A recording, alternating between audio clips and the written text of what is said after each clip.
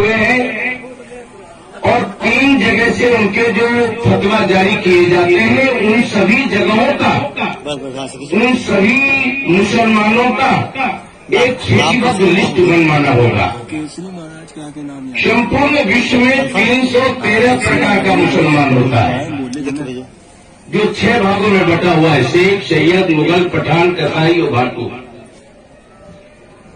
3 جگہ سے فتویٰ جاری ہوتی ہے. ایک تو ہمارے اتر پردیش میں ہے دیوبندی، دوسرا بھی ہمارے اتر پردیش میں ہے جس کا نام ہے بریلی. ہم سادھو سماج سب سے پہلے بھارت سرکار سے یہ مانگ کریں کہ یہ سنستھا کو مٹا دیا جائے. جب تک کہ یہ سنستھا نہیں مٹے گا ہم لوگ بولتے رہیں گے، سرکار ان کو ساتھ میں رہے گی کیونکہ لوکتنتر کا وشے ہے، ووٹ کا وشے ہے. ابھی ایک بہت اچھی بات کہہ رہے تھے ہمارے سمجھنی اویسی کی بات.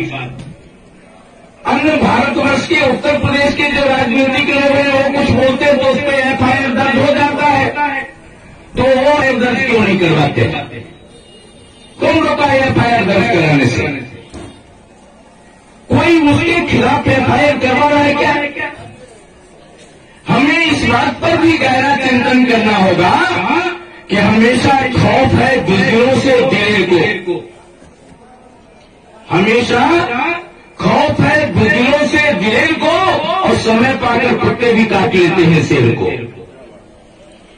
یہ وشو کا جو وشو کے سمپورن وشو کے ناگرکوں کے لیے میں سبھا سے منچ سے نہیں، بھارت کے وبھن منچوں سے میں چنوتی دیتا رہتا ہوں. وشو کا ایسا کوئی راشٹر نہیں ہے جو بھارت پہ آنکھ دکھا کر کے اس کی آنکھ سرکشت چلی جائے. بھارت کبھی خطرے میں نہیں پڑنے والا، نہ سناتن دھرم خطرے میں پڑا ہوا ہے.